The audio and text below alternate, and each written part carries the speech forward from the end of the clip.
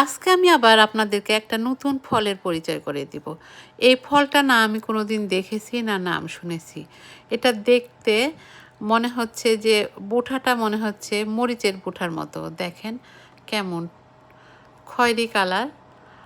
এখন এর ভেতরে কেমন আটি আছে না কি আছে আসলে আমি জানি না। কোনোদিনই দেখিনি। এই প্রথম দেখলাম এই ফলটা।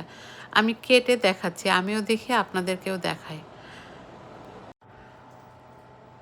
এই যে কাটার পরে এবার দেখেন ভেতরটা কেমন। ভেতরটা দেখতে কিন্তু অনেক সুন্দর লাগছে। আর বীজগুলো টমেটোর বীজের মতো। কিন্তু খয়েরি কালারের, মানে গাঢ় খয়েরি না কি কালার একটা। আমি বিচিটা দেখি, খেয়ে দেখি যেটা খাওয়া যায় নাকি আসলে ফেলে দিতে হবে। হ্যাঁ, খেয়ে দেখলাম এটা স্বাদ খারাপ না। মনে হচ্ছে পেয়ারা। আর পেয়ারার মতোই সেন্ট। এবার আমি পুরোটাই কেটে নিব। আর এটা ছিলতে হয় না কিভাবে কাটতে হয় সেটাও আমি জানি না। কারণ প্রথম দেখছি আর প্রথম কাটছি। আর এখনো টেস্ট করে দেখিনি যে এটা কেমন স্বাদ। সবগুলো আমার কাটা হয়ে গেছে। এবার আমি প্লেটে গুছিয়ে নিব এগুলো।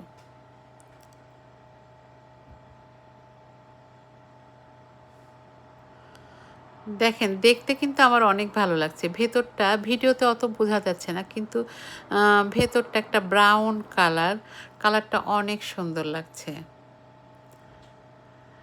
এবার আমি দেখাই আপনাদেরকে এখানকার আম। এই যে এই আমগুলো দেখতে অনেক সুন্দর।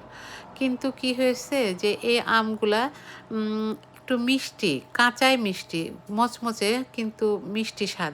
আর এই আম দুটার দাম নিয়েছে $5। আর যে ফলটা আমি দেখালাম ওই ২ টা ফলের দামও $5। আর এই যে এই আমটা দেখছেন এটা একটু টক মিষ্টি স্বাদের। একদমই কাঁচা আম। এটার দাম হচ্ছে $4.৫। এবার আমি ওই ফলটার নাম বলছি। ওই ফলটার নাম হলো তামারিও। এবার দেখি তামারিও খেতে কেমন লাগে জাবিরের নানাই বলবে।